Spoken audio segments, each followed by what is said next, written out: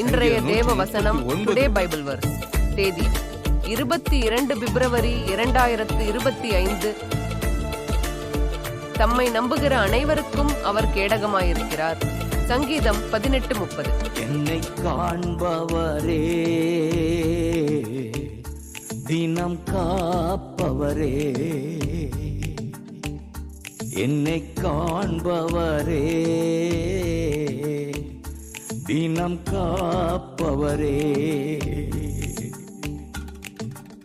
ஆராய்ந்து அறிந்திருக்கின்றீ, சுற்றி சுற்றி சூழ்ந்திருக்கின்றீ, ஆராய்ந்து அறிந்திருக்கின்றீ, சுற்றி சுற்றி சூழ்ந்திருக்கின்றீ. நான் அமர்வதும் நான் எழுவதும் நான்